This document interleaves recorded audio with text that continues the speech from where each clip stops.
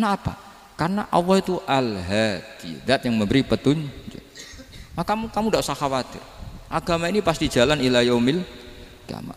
Karena Allah Al-Hadi. Sama. Mbok kamu umat mbok weden-wedeni kowe ku amalan ora mesti ditampa. Nek ora ditampa mlebu neraka. Ngono mulai ngaji ya tenang ae. Tenang, santai. Bahkan kadang bilang gini, Pak Yai tadi gak bener. Masa ngecap orang mlebu neraka? Kita yang masyarakatnya gak tahu pintunya. Pak kayaknya tahu pintunya. Karena orang itu punya cara. Loh ya betul. Orang Bedui itu kalau ngaji sama Nabi itu lebih unik timbang yang soleh, timbang yang pinter. Sehingga banyak ilmu itu ditemukan dari orang Bedui. Karena cara berpikir itu aneh. Kalau orang soleh, orang waras kan berpikirnya ada aneh, standar. Jadi orang Bedui itu aneh. Pernah suatu saat Rasulullah itu khutbah cerita kiamat. Wah, dahsyatnya kiamat kayak apa? Semua orang diam nangis semua. Orang Bedui enggak, lebih cerdas. Ini Nabi itu aneh, cerita kiamat kok udah ada tanggalnya ini gimana? Orang nangis semua karena dahsyatnya kiamat kayak gitu. Bumi dihancurkan, wus. Pantas sudah nangis dewi-dewi. Ya ono sing nangis pabrik banyune macam-macam ya. Ini kalau kiamat gimana ini perjalanan air kemasan saya kan orang mikir. Mikir dewe-dewe gitu. Tapi ini enggak. Orang Bedui cara berpikir tuh enggak. Malah ya Rasulullah, mata sa'ah. Engkau itu cerita kiamat tapi enggak jelas tanggalnya. Kalau cerita kiamat ya harus jelas dong kapannya. Jadi unik. Jadi cara berpikir sahabat kaget semua loh. Kaget. Karena enggak kepikiran. Nabi a'radu anhu, a'radu itu mengabaikan. Banyak sahabat yang menganalisis lam yasma'kan. Nabi memang enggak dengar sehingga mengabaikan. Ada yang analisis lagi sami'a wa kariha. Sebenarnya Nabi dengar itu enggak berkenan karena tengah-tengahnya khutbah kok tanya. Tapi si Arabi ini cerdas. Masuk akal kan? Misalnya mau pilihan presiden, orang mesti tanya kapan kan gitu. Ya kan?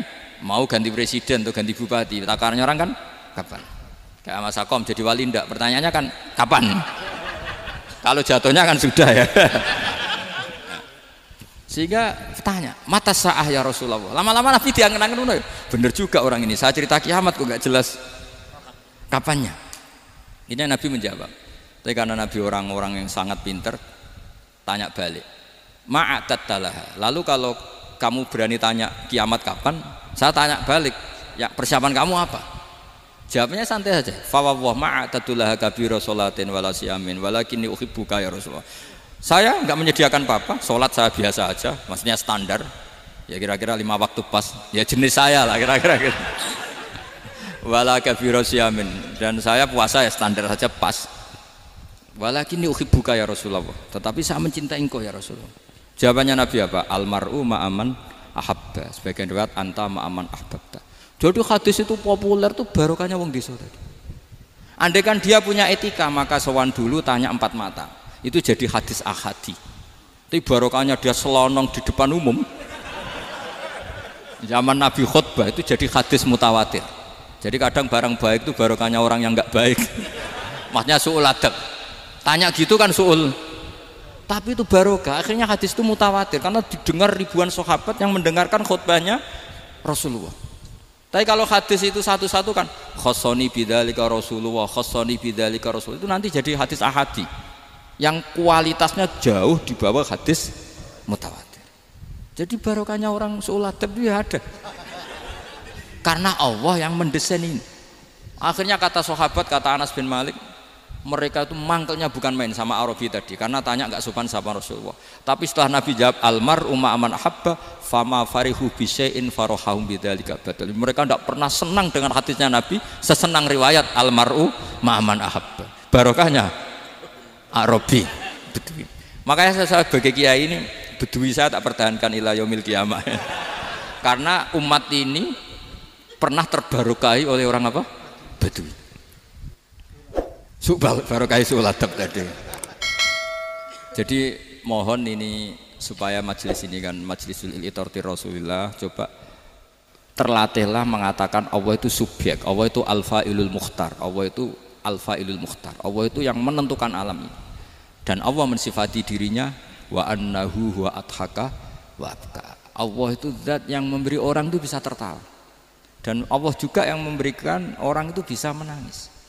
Mbok kayak apa kamu neror umat, amal nggak mesti diterima gini-gini. Ternyata neng majelis nangis ya, mulai guyu. Kadang guyu-guyune ngenyak tenane.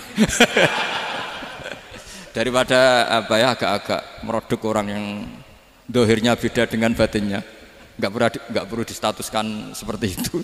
Ya sudah biasa saja. Jadi, nah, fi muqaddimihim, imam besar dalam manhaj ini namanya Abul Hasan apa? Asyadzili. Abul Hasan Asyadzili itu kalau ada orang tanya gini, Beb saya ini susah, sholat saya tidak mesti diterima Allah gini-gini, marah. Enggak usah. Kafa bika jazaan an radiyaka laka ahlan. Sudah kamu ditakdir pernah sujud itu sudah keren.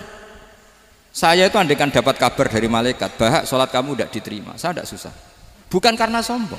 Pernah ditakdir sholat sujud ning Allah itu keren. Kayak apa malunya kita ketemu Allah kemudian kita di bumi tidak pernah sujud. Makanya itu Abul Hasan Asyadzili kowe ora usah mikir salatem ditampa ora usah mbok mikir. Kowe ditakdir tau sujud itu hebat. Kafa bika jazaan an radiyaka laka ahlan. Cukup kamu mendapat balasan dari Allah, kamu pernah ditakdir sujud.